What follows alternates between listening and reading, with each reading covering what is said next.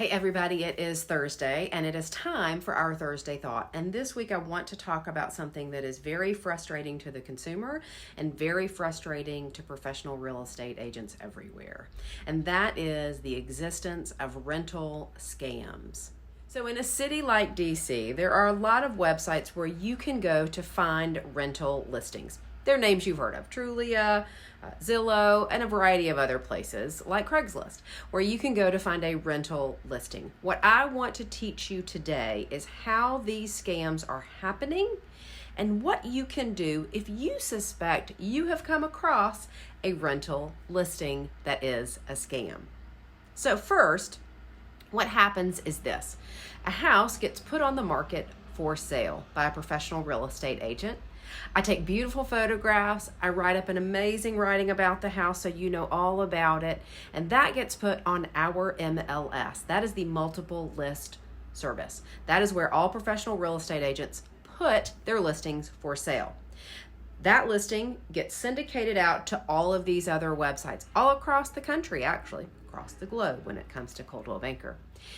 And scammers go on to those third-party websites and they screenshot all of my beautiful photography and they take the write-up of the house that I have written and they put that information on Craigslist and they list the home for rent.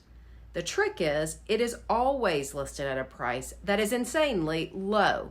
So for the same apartment that you might see listed for $3,000 a month over here, there's a very similar listing, same size, same neighborhood, but it's only $1,500. What a great deal, you think. That's exactly what happens.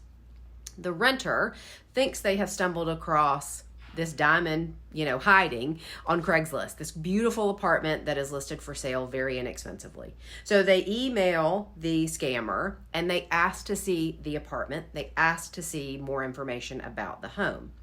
What they get back is a very quick response. It's often very professionally written.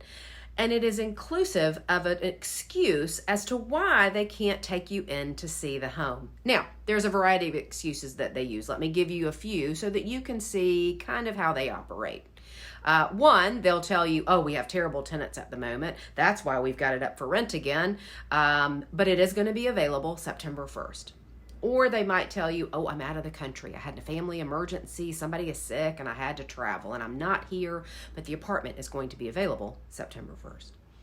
Or they'll tell you now that they have coronavirus and they can't show you the apartment. It doesn't matter what the excuse is. There is a reason they will not let you in that home. And why? Because they don't have keys to that home.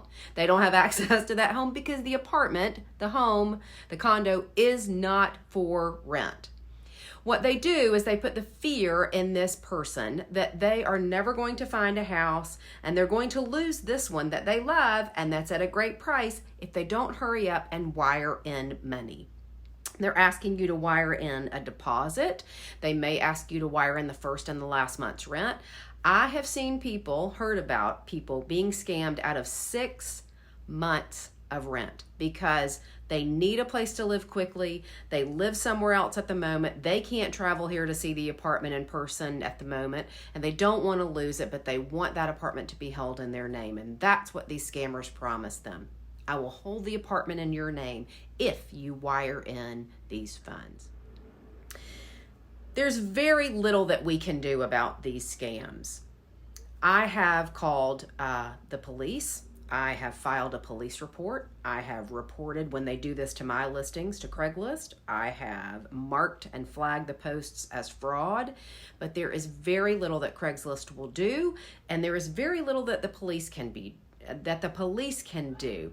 The truth is, I'm not the victim here. Yes, they have stolen my photographs and they've stolen my write-up, but I haven't lost any money.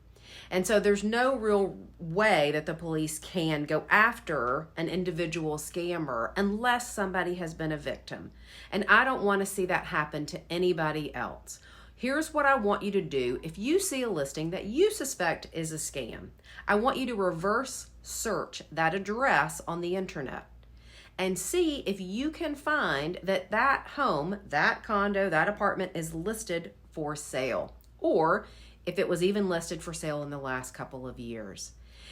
If you find that it was, and there are the same photographs and the same write-up, there's a decent chance that it's a scam. What you can do is this.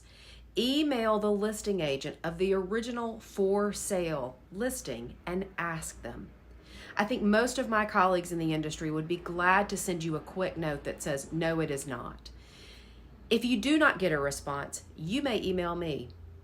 I am happy to look up the address for you. If you've already done that research and you suspect a scam and you have found that it was listed for sale recently, if you want to send me that data and ask me to double check, I'm happy to do that. This topic that I am talking about today, we are talking about it today because someone just did that. Someone from across the country saw a listing for a rental. It was too good to be true. It was a listing that I had for sale a while ago, and they wanted to see if now it was being rented at this insanely low price. I think most of our agents in this town are happy to help you. Here's the other thing that I will say. In a city like DC, you do not have to find a rental listing on your own. You do not have to find a rental apartment on your own. There are lots of agents who specialize in rentals and will help you through that process, whether you're here on the ground or you need to do it remotely and virtually. We are happy to do that. If I can't help you, I will find you an agent who can. I don't want to see anybody else get scammed like this. There's very little that we can do, as I said. Even filing a police report that I do isn't going to do much. What is going to help is if we are educated and we don't fall victim to these scams. So I want you to know what to look for, and I want you to know to be careful. If you have any more questions about real estate scams, or you have a question about the buying or the selling process or the real estate market in general in DC and Northern Virginia, please reach out.